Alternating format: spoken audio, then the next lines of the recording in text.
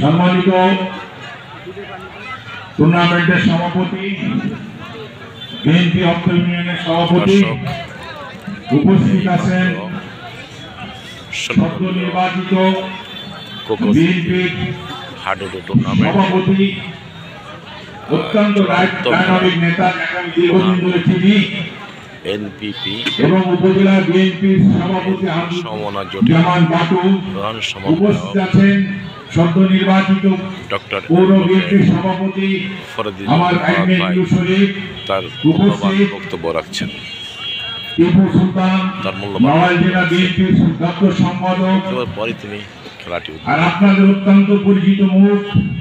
এখানকার আপনারা যারা বারবার নির্বাচিত করেছেন সেই আসাদুজ্জামান,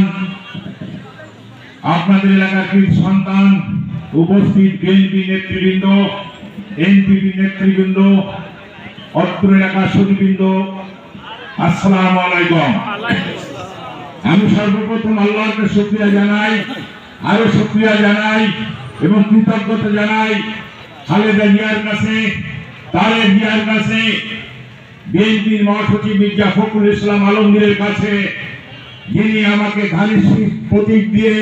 2018 সালে এখানে নির্বাচনের জন্য মনোনীত করেছিলেন। কিন্তু অত্যন্ত দুঃখের বিষয়, তখনকার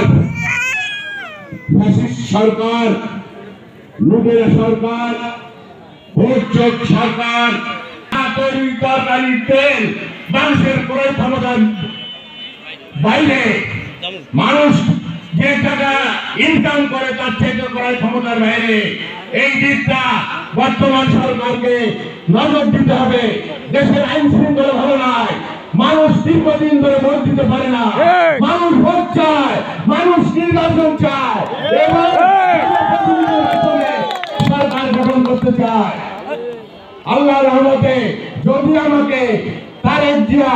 খালেদা জিয়া, মির্জা ফখরুল ইসলাম আলমগীর আমাকে আবার যদি এখানে ধানের শীষের প্রতীক দেয় এবং নির্বাচন করার সুযোগ দেয়, অবশ্যই আপনাদের কাছে আসবো, দোয়া চাইবো, ভোট চাইবো, আপনারা